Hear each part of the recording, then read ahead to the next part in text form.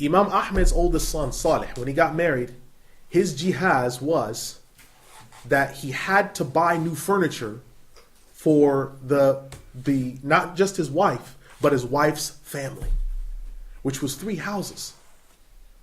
And Imam Ahmed accepted it, which means that for the Hanbalis, jihaz is accepted. Now for the Hanafis, many times they won't accept jihaz, because they say this is tantamount to like trading almost. No. Some Hanafis won't accept it. The Shamis, they don't accept jihaz. They say we won't accept it. But some of the Egyptians will. The Egyptian Hanafis, some of the Egyptian Hanafis, they will. But the Shami Hanafis say, no, we won't accept it. This is like trading. No. The Iraqi Hanafis were divided. But Hanbalis will accept jihaz because it has to do with honoring the woman's family. And Allah subhanahu wa ta'ala, if you look in the ayah where He mentions giving them their sadaqat, Allah almost always, with the exception of this ayah and another one, almost always mentions their family, their family, their family, their family. They're part of it. You can't deny it. What woman comes with no family other than an orphan? I'm just marrying you. I don't care about your parents, anyone else. No, they do come with family. So this issue of jihaz and the meher, they're different issues, but they are part of the marriage contract. So when people want to get married, one of the questions that should tumble from your lips is, what is the sister's meher? What is her bridal gift? What is it that she wants? And you need to find out what it is. This should be something that's predetermined. This is why I will never ever, and I've told people when they've come and they've said, oh, well, we want to get married. Okay, sister, what's your meher? Well, I don't know right now. Okay, well, when you find out what that is, you come back and let me know. Because I don't marry people without a meher. I don't do that. And I don't marry people when they're not sure, because you know what happens? They get married, they come into the marriage, one of them remembers something greater or lesser than the other one, and then they get an argument. And then they come to me after and say, well, you married us, how could you let this happen? I didn't let anything happen. The fact of the matter is, you have to know about this information. This is important information. It has to be given. So the meher is, it's up to you what position you follow in terms of the scholars and the particular madhab. But some scholars believe it to be an integral. Some scholars say it's a wajib, but the marriage still stands if it is. Some scholars say it's a strong sunnah. And they're all using the same evidences, but they're understanding it differently. The final point I say about meher is this. When you give the meher can have different things attached to it. So some women will say that the meher has tafweed, means that it's delayed. It's consigned for a period of time. But it's on demand, I can ask for it at any time. So she says, well, the meher is 5,000 pounds. You think you can raise that? Yeah, I can raise that. This shouldn't be a problem. That's only overtime for 2 months. Okay. Well then, I therefore say I will marry you on condition that you have within your savings or on hand at all times the meher. Or if the meher is 1 hajj and 1 umrah, I will ask for it at some time in the near future, and you must have it prepared. Otherwise, I have the right to ask for the dissolution of the marriage. And there's nothing you can do if you agree to those terms. There's nothing you can do. Just like if the wife says to you, at least in the fiqh of Imam Ahmed, the wife says to you, when we get married, we can never leave my parents' house, your in-laws. We have to stay here. There's nothing you can do about it. You have to accept that. If you say, well, if we get married, you have to work for your father-in-law, which is my dad, because that's an easy job and it's guaranteed income, and you can never have another job. If you do, I'll make sure that the marriage is dissolved because it's not right. If you agree to those terms, then that's it for you. Because al-Muslimuna ala shurutihim, the Muslims must keep their agreements and their conditions. So think very carefully. I know that some people see marriage as a custom and it's something you just gotta do. I finished university, gotta get married. It's like when before you play football, gotta have a physical. Gotta get my booster shots. No, marriage isn't like that. Before you eat, gotta wash my hands. It's not like that. Marriage is a sacrament. Imam Ibn Al-Jawzi rahimahullah, he says, quote, what we should understand from the next statement of Allah, and if they are pleasing to you, meaning the women that have been married, meaning the wives, and secondly, when it says to you, it's also referring to the guardians of the women, because the guardians of the women will decide as well if they are pleasing to those women in terms of whether they are suitable for them. Regarding the bridal gift, as Zujaj has said, now it's from here that we begin discussing further matters. And it's this. It is permissible that the man, meaning the wali, may ask for the entire bridal gift up front to make sure that he possesses the ability to give it. And if the woman should remit some of the meher, some of the bridal gift to the husband, then that is fine. Or if it should be determined for a specific period of time, that is fine. Or if it should be given for a certain period of time for his safekeeping, or that he holds it in trust without stealing anything from it. All of this is fine, and it is correct. As for the statement of Allah, and do not turn over to the sufaha your wealth. Now there are 5 people that are being referred to in this particular statement regarding the sufaha, because this is in reference to the following categories of people. One is that governance should not be turned over towards the women to govern the internal affairs with all of the money, as mentioned by Ibn Umar.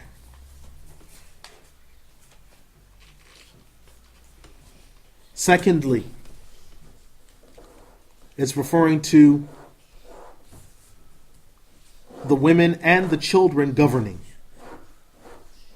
as said by Sa'id ibn Jubair, Qatada, Al-Dahhak, Muqatil, Al-Farra, Ibn Qutayba, and also Al-Hasan al-Mujahid. Thirdly, children, as said by Abu Malik. And these 3 statements have also been narrated from Ibn Abbas and from Al-Hasan. And Al-Hasan has said, and the small children should not be given their wealth to govern with.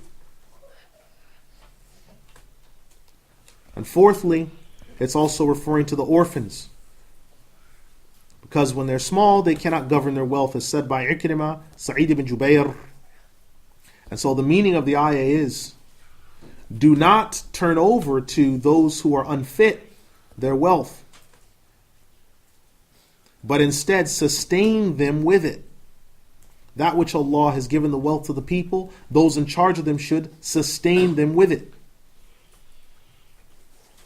Likewise, this has been said to the rulers, because they are in charge of their domains. And every ruler must govern his domain.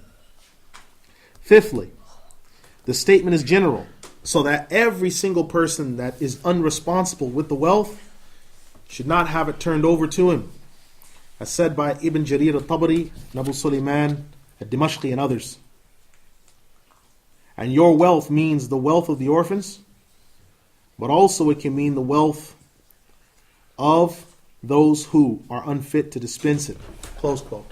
Now what this is referring to is those who are not to be given the wealth to govern themselves with it.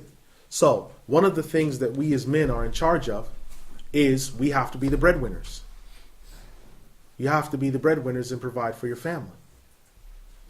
You don't turn that over to women. That's not their job to have to do. If they give some money and say, yes, I put some towards it, I want to help, that's fine. But you don't put them in charge of that and say, yes, now this is, I've got the money, I've gotten paid today, now you take it, you govern, you do this with it. But they have their own responsibilities. You have your responsibilities, and they have their responsibilities. Why are you foisting your responsibilities on them? That's not their responsibility. And when you do that, they have to take on the extra responsibilities that are extra to them. Just as much if they came to you and said one of their responsibilities was yours. Yes, you have to do this now. What's this? What am I supposed to do with this? Yes, this is your responsibility. That's not your responsibility because that's not your duty. So people's duties can't be turned over to other people that don't belong to that category. Children have to not be given over their wealth when they don't know how to dispense their wealth. What's a 4-year or 5-year-old or 6-year-old kid going to do with $500,000? I know what they've done because I've seen him. What's he going to do with $100,000 in a $20,000 car? I know what he's going to do. You see 11-year-old kids with 30-year-old girlfriends and $15,000 cars. Why? Because the wealth's been given to the wrong people. They grow up fast, they die young, they don't know how to dispense their affairs, they have mental issues. People that are not part of the dispensing of the wealth, or people that are not part of certain things. Everything is compartmentalized. So the manager doesn't have to be the supervisor isn't the yeoman, the chef isn't the... All these people have subcategories that they belong to. And that's why it says, just like the rulers govern over their people. What ruler comes to the people and says, well, from now on, it's your job to collect your own taxes. You want your mail sent? Send it yourself. Can you imagine the chaos there'd be in this country if you just said, yeah, you know, when you want your mail sent, send it yourself. You want your grain? You want to grow your rice? Grow it yourself. Society would be completely just upside down. Why? Because you as rulers, it's your job to look after that stuff. Take care of us. Look after us. That's not our responsibility.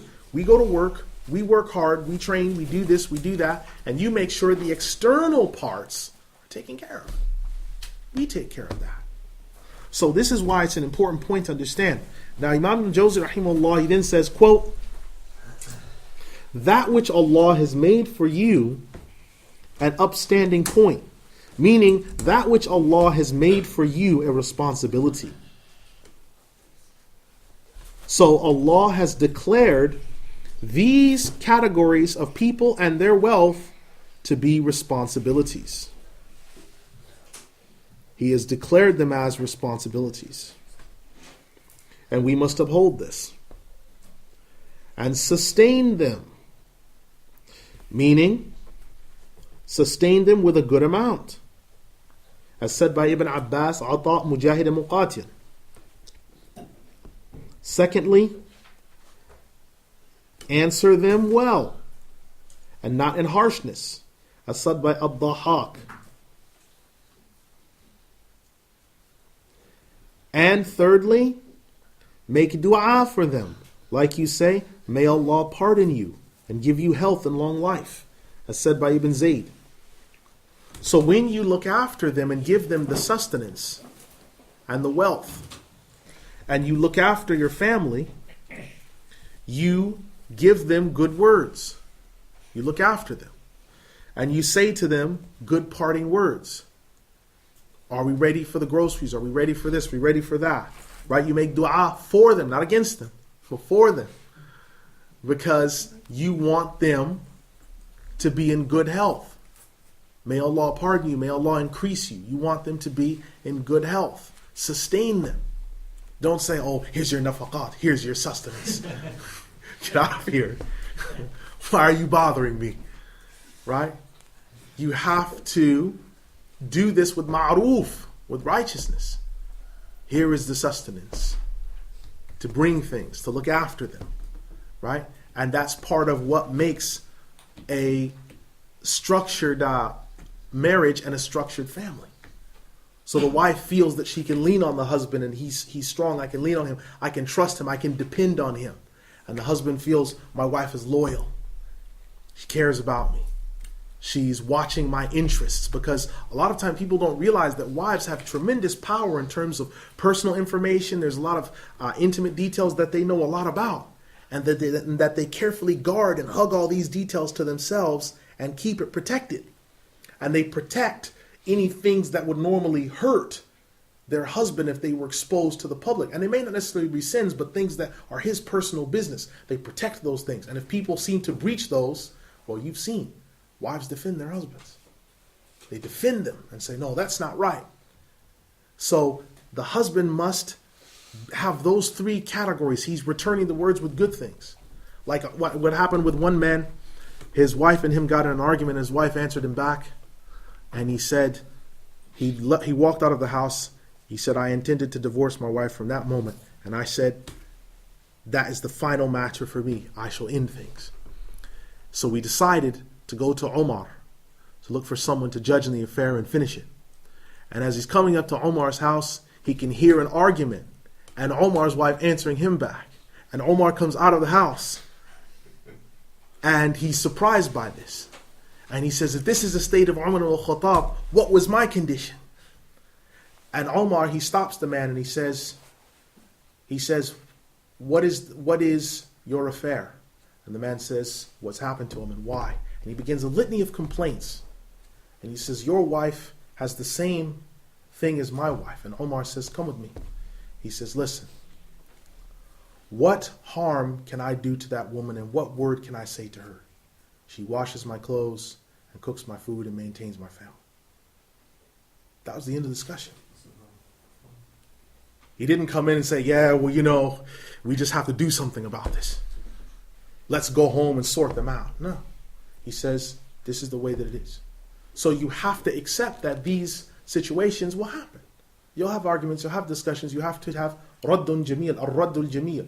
You don't have to answer everything back. You don't have to say, what? She can't say that to me. Sometimes people say things they're upset at the time. They later calm down, they regret it, they say, listen, I'm sorry, I don't know what came over me. It was late, I was tired, I'm really sorry. But when you hold things with you, when you start to make a list and start writing down, yes, they said this to me, they said that to me, and then you recite them back in argument and use them as weapons. You see, you know what that does? That ends every marriage. That's a quick ender of a marriage. When you start keeping points on who did what and who, we'll all start doing that. And the folder starts getting bigger and bigger and the paperwork. You're not going to maintain any marriage. You have to be smarter than that. And Imam Al-Jawzi, rahimahullah, he says about this matter, he says, وَبَتَلُوا الْيَتَامَى حَتَّى إِذَا بَلَغُوا النِّكَاحَ فَإِنْ آنَسْتُم مِّنْهُمْ رُشْدًا فَدَفَعُوا إِلَيْهِمْ أَمْوَالَهُمْ وَلَا تَأْكُلُوهَا إِسْرَافًا وَبِدَارًا أَن يَكْبَرُوا وَمَنْ كَانَ غَنِيًّا فَلْيَسْتَعْفِفْ وَمَنْ كَانَ فَقِيرًا فَلْيَأْكُلْ بِالْمَعْرُوفِ. Surah An-Nisa, the 4th surah, Ayah 6. And remember, testing the orphans until they attain the age of distinction. And if you feel them to be of good understanding, give them their property and do not take it extravagantly or with haste. Otherwise, you will suffer when you shall grow and come of age, and when they grow and come of age. And if the guardian is wealthy, let him abstain from the orphan's property. And whichever of the guardians is needy or is poor, let him take a fair portion of him with it in equity. And when you hand over their property to them, take witnesses in their presence. Indeed, Allah is sufficient as a reckoner. فَإِذَا دَفَعْتُمْ إِلَيْهِمْ أَمْوَالَهُمْ فَأَشْهِدُوا عَلَيْهِمْ وَكَفَى بِاللَّهِ حَسِيبًا. Surah An-Nisa, the 4th surah, Ayat 5 to 6. And when the Exalted One has said, and test the orphans, the reason why this ayah was revealed is because of a man, it's mentioned his name being Rifa'ah. He died and he left behind a small son whose name was Thabit. And he was left in the guardianship of his uncle. And he came to the Prophet ﷺ and he said, the son of my brother is an orphan in my household, in my chamber. Is there anything that's halal for me from his wealth? And when shall I give him his wealth? So this ayah was sent down. And this has been mentioned by Muqatil. The testing here is by taking information and finding out whether they understand with their intellect that they're capable of grasping and being able to dispense their wealth properly, as mentioned by Ibn Abbas, As-Sudai, Sufyan, and Muqatil. Secondly, that their intellect and their deen, they are complete, in which they are able to dispense affairs judiciously and rightly and think with perspicacity, as said by Al-Hasan and Qatada and also Mujahid. Thirdly, their intellect, their deen, but also their preservation of their wealth, and they understand how money should be taken care of. Al-Qadi Abu Ya'la said, this testing should be occurring in the stages up to and before the age of distinction.